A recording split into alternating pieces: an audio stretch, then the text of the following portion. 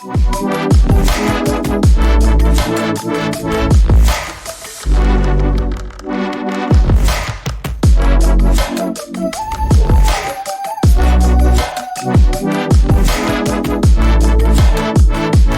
guys, welcome to another session of Close Look. So we're going to close look how to plan your essay.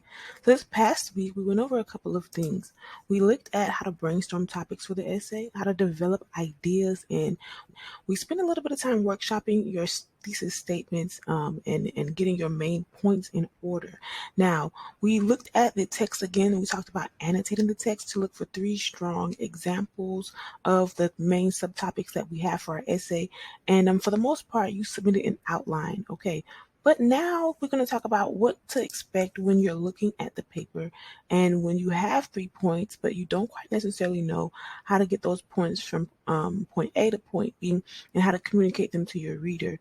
So today is all about the introduction, and then we'll talk a bit about the body paragraph, and then we'll save a little bit of the conclusion for later. We're going to touch on that just a little bit today. So again, today's all about the introduction, and what we basically need for the introduction. We have 4 things we basically need.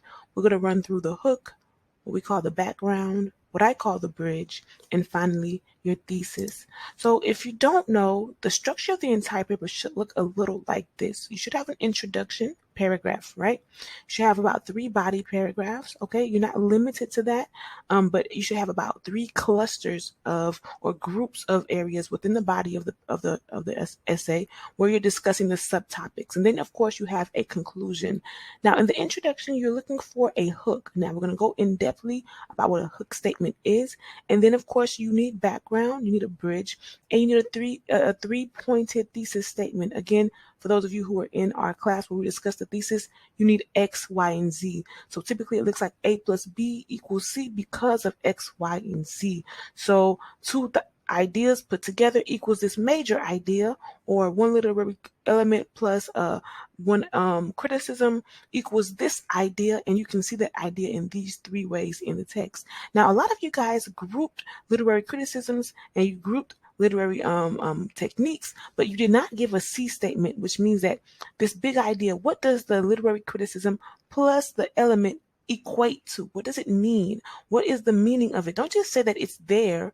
Don't just say in your essays that, Marxist and feminist criticism can be seen in the text. But what does it actually mean? What does the intersection of Marxist ideology and feminist ideology mean in this text? And how can you see that meaning in 3 different ways? So I can't give you an example. If you want an example, go back to the last session that we did. But let's just say that you have an idea that 1 literary element, let's say symbolism, is seen in both Marxist and feminist ways. Now, what does that mean? You can't simply say that you see these things. Again, we have to see, and then we have to interpret what we see. So the combination of the symbolism of the necklace and ideas of class and ideas of gender equate something. That's your C. That's your A plus B equals C. Now, how do you see that idea in 3 different ways? So the necklace plus gender norms and plus class oppression equate to this idea. Now that idea has to be original and it has to be yours, and you have to find 3 ways to show that idea within the text. And then that's where you have your body paragraphs. Now each body paragraph has that X, Y, and Z. So body paragraph 1 would be X, body paragraph 2 would be Y, and body paragraph 3 would be Z. You have to have a transition word, meaning that you segue into the idea. You don't just plop it on the page, because you want your reader to have an introduction or to be guided along, to have a seamless flow throughout the essay. So you have a transition phrase such as first, second, third, or in the beginning, things of that nature. And then you introduce your X, Y, and Z topic sentence, meaning that your main point about that paragraph must be presented in that first sentence. Now, this is very important, not only because it helps your reader understand where they are in your text, but it helps you in your flow of ideas. So we'll talk about that very briefly. And then you have your conclusion, where you highlight the main points, you highlight the result of your findings, and you give a remaining idea, or what I call an overarching idea. Now, this is an idea that goes above and beyond the paper, and it's an idea that your readers will continue to think about even as they leave the page. Now, let's get into the hook. you have several different approaches to how you can engage the reader in your very first sentence. And if you look, you have 1, 2, 3, 4, 5, 6, 7 possibilities. Okay, and then your first one that you have, okay, is called the question hook. Okay, the second one is your fact or statistic hook. The third one is a strong statement or declaration hook. The fourth one is the metaphor. The fifth one is the description. Okay. Oh, we skipped the story. The story hook, the description hook, and then you have the quotation hook. So when we go back to the first one, let's look at the question hook. So an example would be history books are very vocal about the social and political impact men have made in the world. But how vocal have historians been on the notion of female contributions to social and political change? So this is a question hook. It introduces the theme of the entire paper through a question. And it's a rhetorical question, right? Because it's controlled and you know the outcome, but you're posing it in the beginning of the text because the whole paper is about to answer this question. So interesting question hook is when you ask a question that relates to your essay or paper. And the only way a person can know the answer to that question is by reading your writing. People are inquisitive, meaning that your reader is going to come to be inquiring. They're going to come to thinking, to ask questions. So when we hear or read a question, we want to know the answer immediately. If we don't have an answer, then we need to find that answer out. So that's the mindset of your reader. So when you start your essay with an interesting question hook, this signals to your readers that if they keep reading, you'll give them the answer. And that's just one approach. Your second approach is a fact or statistic hook. Here's an example. Almost 2/3 of American adults at some point in their life lived in a home with at least one gun. Wow. Now, this typically needs to be sourced, right? We need to know that this fact is true, but a lot of times, fact or statistic hooks are things that we typically know or will believe once we hear them. But this is a hook that hooks your reader because they give real information about a topic. So notice that you introduce the topic to the reader with the question. You are the one who's in control of how you want to angle your reader. You can impress your reader with your knowledge and evidence from the beginning of your essay.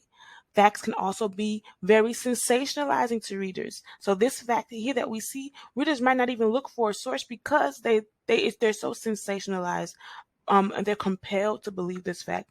They're shocked into reading more. So however you are only permitted to use facts that are accurate. So remember that even though there's a sensationalizing aspect of the question hook or the fact hook, excuse me, you want to make sure that you use facts that are accurate and that you use accurate sources that are interesting and also reliable. This allows you to make sure that you use quality information. Now, you have to evaluate your information and make sure it comes from a credible source. But these kinds of interesting facts, they stimulate you as a writer because it keeps you on target and it gives you that so what, right? An interesting fact hook usually gives a person or it answers that so what question. So what if this element in this literary criticism is there in the story? Well, a fact hook will give you a sort of foundation. It will gird you and anchor you in the reality of how that information affects the world. So a fact hook is really, really important and it really stimulates your paper and grips the reader from the onset. Next, you have what we call a strong statement or declaration hook. Here's an example. Freedom that is only given to a few is not freedom at all. So these are the kinds of hooks you have to be very careful of because sometimes they're a bit cliche. But a strong statement hook is a sentence that makes an assertive claim about your topic. For early in the paper, it connects your reader to your general main idea or stance. It is the more general idea of the thesis statement. Get that? It's the general idea of the thesis statement and reveals your hand a little. So a strong statement is a great technique because it doesn't matter if your reader agrees or disagrees with your statement. They will want to see how you support your statement. Okay, so consider a strong statement hook. This one, of course, is one that is probably very opinionated, but don't let it have too much bias, okay? Just make sure that it girds your reader once again in your thesis or in the realm of your main idea. Here's one that I really like. It's the metaphor or simile hook. Now, we discussed what a metaphor is and what a simile is. A metaphor is a comparison. It's a literary device that compares two objects that are probably very different from each other. And a simile does the same thing, but it does it using like or as. So it uses the word like or as. And a metaphor does not use the words like or as. It just makes a comparison. Life is like a box of chocolates. You never know what you're going to get. That is a simile. But if you were to just say life is a box of chocolates, okay, so that is a metaphor. Patriotism is a cracked and rusty shield around a nation's people. Okay, so that is a metaphor. Patriotism and shield are being compared. Rusty shield, cracked shield is being compared to patriotism. So there we have an interesting hook that engages your reader because it makes them think about a topic in a different way. Your audience wonders what you mean and how you compare a topic to something that seems so unconnected. So a metaphor is a figure of speech that directly compares one thing to another. But these two things seem unrelated, and you're the one that by drawing the connection between these seemingly dissimilar things, you make a brand new observation that your reader will be interested in. Next, we have the description hook, and this is the one that a lot of students use.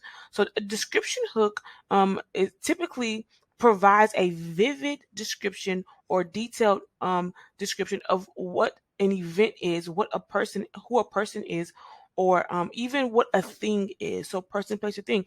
It gives a complete or detailed look at an event in time, a person, a place, or a thing. So an example is on August 28th, 1960, approximately hundreds of thousands of people, that's weird, black and white, male and female, young and old, assembled at the nation's capital. They came from various distances and braved the hot August sun to participate in one of the most iconic moments in history, the March on Washington. So this is a hook where a vivid description of a scene draws your reader into your writing. A good description hook will make your reader want to know what comes next in your writing. It's most popular in narrative essays, but you can use a description hook with any type of writing, yes, even academic papers. But like the story hook, ask yourself, will this description hook be acceptable in this course? So we haven't quite gotten to the story hook yet, but a description hook is like a story hook, okay? A description hook looks at whether or not there is an event or something that can be detailed and given and come to life. It can be made more vivid, and by that description a person can be transitioned into the topic.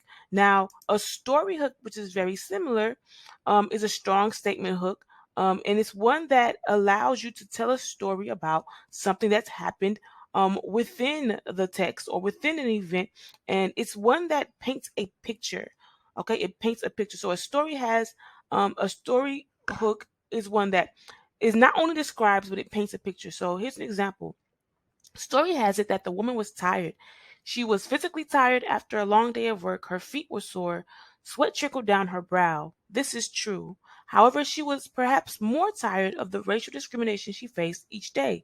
So it was that Rosa Parks refused to adhere to Alabama's Jim Crow laws on December 1st, 1955. So again, you have your description hook, which describes using vivid descriptions, okay, in details. But then you have your story hook, which engages in more narrative, okay? It paints a picture. It shows rather than tells. A description hook would tell you what happened, whereas a story hook would show you with vivid language and imagery what took place. And both of these techniques lead you to make strong statements, okay? So they're very, very emotional, okay? If you think about what pathos does to the reader, pathos makes the reader emotionally connected to the text. And so that is what your story hook does. And so you have these 7 different ways to approach your hook statements. You have again the interesting question, the fact or statement one, the strong statement declaration, the metaphor, story, description, and you have what we call the quotation hook, which is the hook that you use when you are using a quote to introduce a topic. Now, whenever you use a quote to introduce a topic, you want to make sure that you do not begin the part of the essay with a quotation mark. You state your own word and then you introduce the quote. So you said, it has been said that, quotation mark. Or the great poet Maya Angelou once said, and then you put your quote. But you cannot just stick a quote inside of on your page. You cannot begin your essay or your sentence with just a quotation mark. So think about that for those of you who are using quotations as evidence, okay? You can't just enter a quote onto the page. You have to introduce or announce the quote with your own language. You can say it states in the text, according to the text, or here in this part, or in paragraph 2, according to Maupassant, or Desiree describes the baby here as quotation mark. Okay, so you integrate the quote with your actual language. You don't just plot the quote on the page. And so that's what is expected from the very first sentence of your paper. Now let's go into the background. This is what you want to do next. After you've given the hook and you've reeled the reader in, you want to give some background on the author and text. You want to introduce the author and the text because your reader has no idea what you're talking about. And once you introduce the author and the text, of course, it follows that you would give some background. So you want to give context for the paper. No subject exists in a vacuum on its own. You know from previous rhetorical analysis papers that there's a situation that catalyzes every conversation. So there's what we call the rhetorical situation that includes understanding the context, the culture, the issue, the author, and the audience as we discussed in class. So we consider all these variables and ask ourselves as writers, what does the reader need to know? Do they need to know the definition of Marxist theory? Do they need to know how class is going to affect your reading of the paper? Do they need to understand how gender norms are informed and how a feminist perspective, what the definition is and how you're going to be using certain words from the feminist perspective to understand the text in a new way? So what is the most important part of the paper for its purposes? What do the readers need to know? That's something that you need to include. Okay, so let's go back to that story hook that we had. Okay, so story has it that the woman was tired. She was physically tired after a long day of work. Her feet were sore. Sweat trickled down her brow. So we have the vivid imagery. This is true. However, she was perhaps more tired of the racial discrimination she faced each day. So we introduced the topic. So it was that Rosa Parks refused to adhere to Alabama's Jim Crow laws on December 1st, 1955. Now, if we were to give a background for this, okay, here we have the introduction, we have that strong story hook. Now, in bold, we have the background.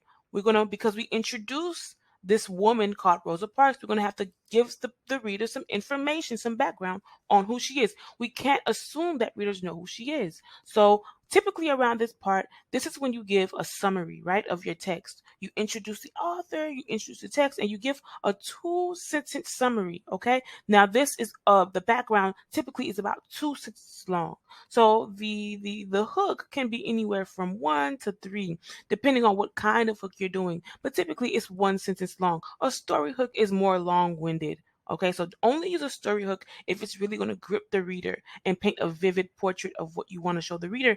But the background, and in the background we have the summary, we introduce the author and the text again, but it's only 2 sentences. So this one says Rosa Parks was arrested on December 1st, 1955 after she refused to give up her seat on a crowded bus to a white passenger.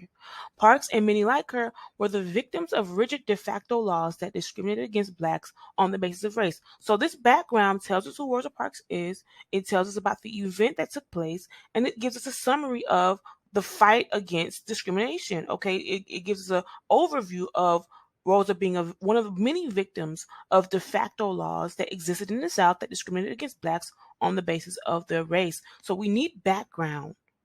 We need background when you write your essays. You need to introduce the text, introduce the author, and give the reader a brief summary, okay, 2 sentences long, that gives them an overview of the text, so that then you can talk about the things you want to talk about without the reader being lost. So after you give that background, you bridge that topic that you just brought up. So the basis of race, okay, discrimination, de facto laws, bridge all of that to your thesis, because you can't just put your thesis there. Your reader has to approach your thesis. You have to walk them and guide them to your thesis. So a bridge is the connecting thing between the background, okay, and your perspective. So you can't just leap from background to your unique perspective. There might be a huge chasm in between. So the background here segues to the bridge, which tells us that the NAACP realized that Parks was the right person to work on its battle against the system of segregation in Montgomery. However, she was not only the right person, she was the right woman. So this is a bridge towards women in politics, right? Because again, the story hook, okay, or if we even look at the question hook, let's go back to that question hook. The question hook asks, how vocal have historians been on the notion of female contributions to social and political change? So you could have used this hook for this particular one, okay? This particular hook is the same theme. The theme here is trying to get us to talk about our focus, our point in talking about Rosa Parks. So there are many ways to talk about Rosa Parks, but in our particular claim, we're talking about women, the role of women. So the bridge leads us right to that topic of women, where we can then introduce our thesis statement. And this is where you put your thesis statement. And of course, a thesis statement is 1 to 2 sentences, okay? That sums up your argument, defines the focus of the essay. Okay, again, it's not enough to just say these things exist. You have to tell the reader how you have seen them in the essay. Okay, so for your thesis, you have to clearly convey your own position. It's not enough to say again that there are Marxist and feminist themes within the text, the necklace. It's not enough. What do the themes actually mean? What is your idea about those themes? Okay, so for this particular example, the thesis says throughout history, women have been instruments of great political and social change. This is an idea. Women have been instruments, okay, of great political and social change. Now, you have to understand that there's a couple of ways you can write this idea, and there are ways that people don't agree with this idea. So someone could write, women have not been instruments. Women have been at the back seat, right? They've been in the background of political and social change. Someone could write, women have been at the forefront of political and social change. Some could write, women have been passive, right? But this text is saying they've been instruments. Now that's important. We have to make sure that all of our language is being used to communicate our personal or unique perspective on something. We do not write generic ideas. Our ideas come from who we are. And so this one is saying particularly that women have been instruments of great political and social change. Okay, now we have to give the reasoning behind that position. How are we going to support that? Through X, Y, and Z. So it says, when surveying the lives of 3 iconic women, Harriet Tubman, Emma Goldman, and Mahalia Jackson, one can see the undeniable social and political contributions women have made to the world around them. So X is Tubman, Y is Goldman, Z is Jackson. Each paragraph is going to look at the life of these women, their contributions, and it's going to reiterate the idea that they've made undeniable social and political contributions to the world around them. I don't think we can negate that. So basically, what you're doing is you're what we call signposting. Okay, so each of these women has made long-lasting impacts on issues of enslavement, political tyranny, and racial discrimination, respectively. You can add this, okay? This is an extra thing you can add to signpost what kind of change these women made. Now, you don't have to do this, but this is a good thing to have in mind because you can come back to it in your conclusion, and you can, of course, make sure that, for instance, if you're talking about Harriet Tubman, you're going to talk about enslavement. If you're talking about Emma Goldman, you're going to talk about political tyranny and how she gave contributions on that particular topic. If you're talking about Mahalia Jackson, you're going to talk about how she was impactful in racial discrimination. This is your blueprint. So sometimes you want to use your thesis, okay, as a final statement to map out the essay for the reader. Okay, so the things correspond. So we have Tubman, Goldman, Jackson, and then we parallel that, right, with enslavement, political tyranny, and racial discrimination, respectively, meaning that each one of those 3 women go with the precise order that we see here: enslavement, political tyranny, and racial discrimination. You follow the blueprint and you treat it like a menu. Okay, you are the waiter. The waiter. The reader is the customer. They've ordered something on the menu, so that means that if they ordered mashed potatoes, steak, and asparagus, we want to see it inside of on the plate. So if they looked at the menu, you told them what was coming, you have to follow what you said was going to be on the plate. So if you said enslavement, political tyranny, and racial discrimination were on the plate, and then you deliver, and we don't see it in that order, or we don't see enslavement, we see Jim Crow, or we don't see enslavement, we see apartheid, then there's a problem because you said enslavement would be there and it's not there. So these are signposts. This is a blueprint, and even as a menu where you, the waiter, are giving the customer okay, who's dining, and by reading your paper, you're giving them your perspective and you're giving them exactly what you told them based on the menu, what they ordered. You're giving them exactly what you said, okay, in that order. And you use your main claims in the topic sentences. So we have to see these words in their respective topic sentences. Now, so that's the introduction, okay? The introduction requires you to have, of course, a hook statement.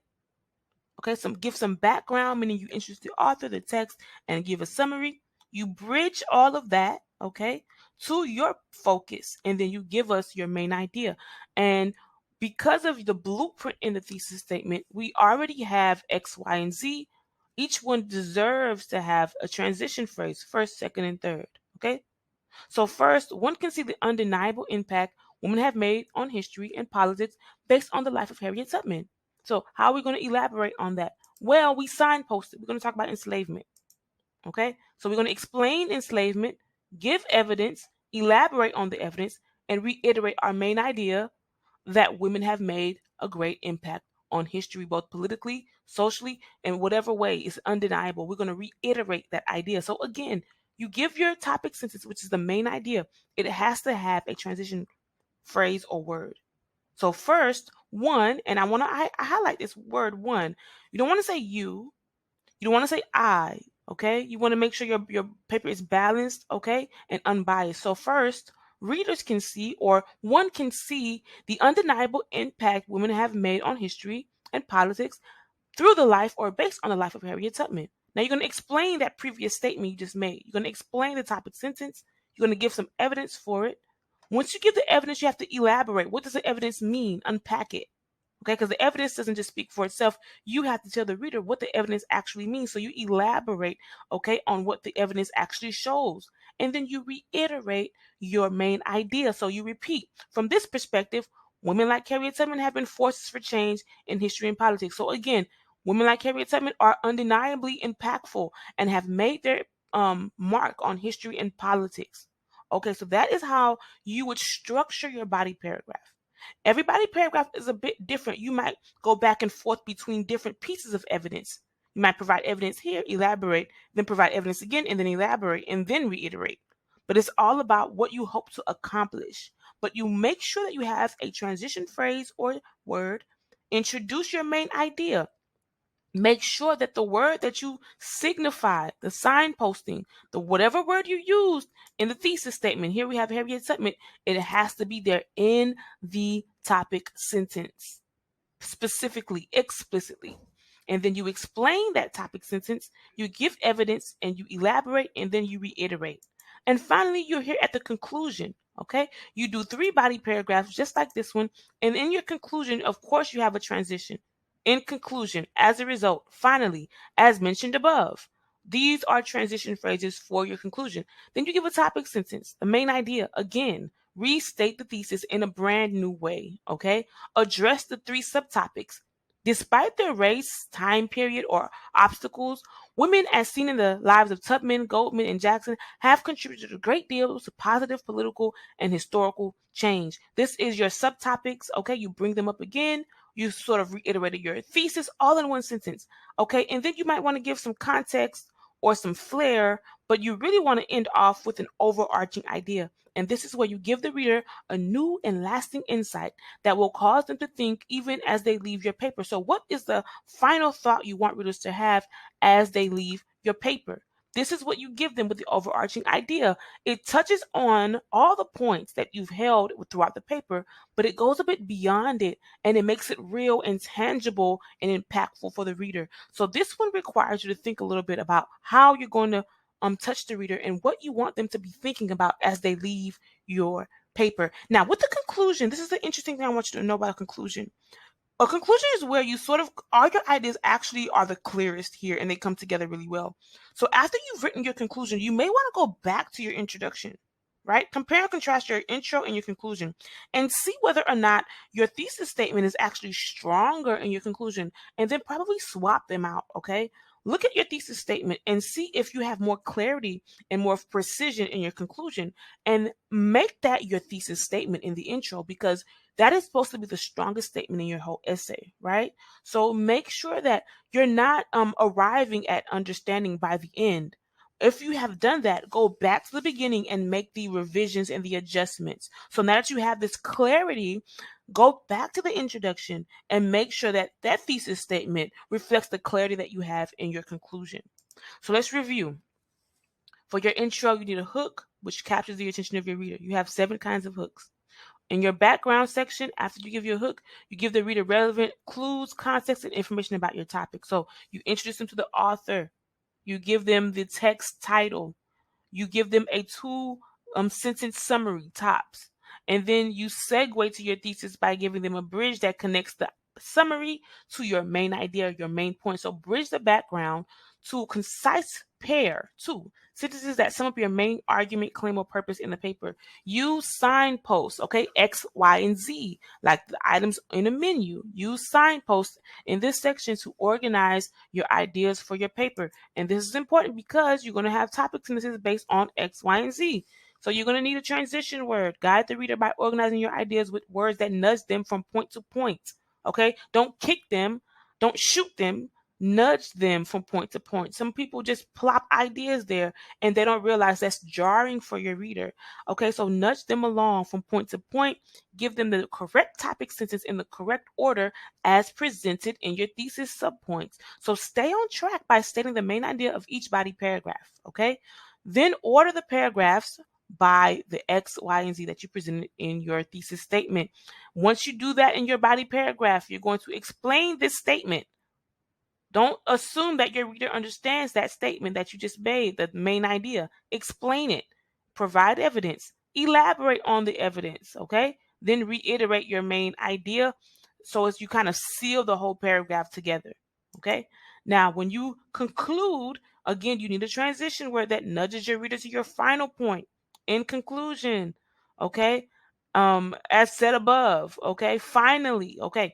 Then you restate your thesis in a brand new way. You don't just restate the same words. This time, give a refreshing new look on the topic and then explore or touch on the 3 main points one final time. So readers have seen how, and then you say X, Y, and Z were seen how. So you give readers an overview of what you just presented them with, and you show them its success. And then you give finally the overarching idea, which is an idea that stays with the reader. It goes beyond the page, okay? Beyond the flair of, the literary devices and all those things. It touches the reader at home, okay? So it may even apply, you may even apply ideas to the present, okay? You may go beyond everything that you said before and present something new. But what you want to do is leave the reader thinking. Now, that was a mouthful. And I've noticed that a lot of people are struggling to organize their papers. And I've even noticed that some of you guys have not done your peer reviews. And so I'm actually going to extend your paper due date. So final papers will be due next Friday, okay? That is February 25th by 11:59 p.m. For your Monday meditation this coming Monday, okay, the 21st of February, redo your peer reviews according to the peer review form. So there's a review form that you were supposed to complete. It was in the instructions for your peer review. You're not just giving 2 sentences about how you like the person's paper. You're providing detailed feedback. And so use that form. And as you complete that form, post it. Okay, so you go into the discussion board, you pick a person to review, reply with the completed review form. Okay.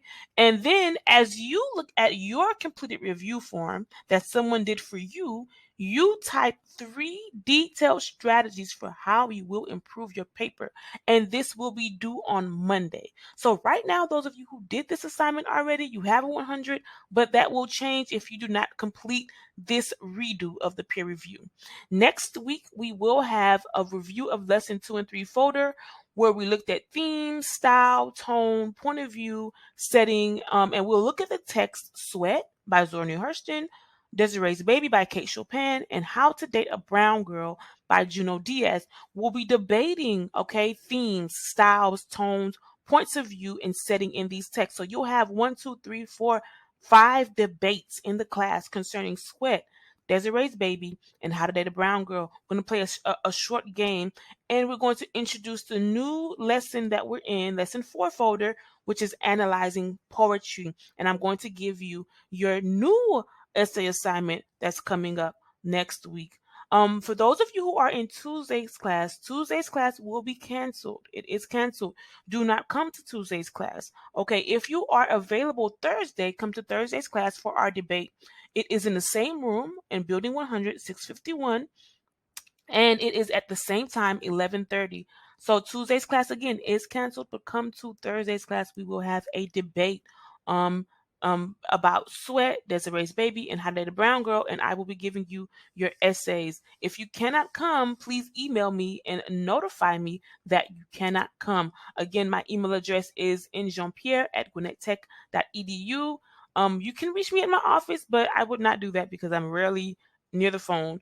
But office hours again are Mondays and Wednesdays from 11 to 2, or you can ask the instructor in the forum and discussion board on Blackboard and I will respond. So that is all that I have for you today, and I hope that you guys have a very good weekend. Again, I want to reiterate that planning your essay is really important, okay? And if you did not understand, once again, your essay is not due this Friday. It's going to be due next Friday. Okay, it's going to be on the 25th of February, and I expect to see your peer reviews completed by Monday night for the Monday meditation. Have a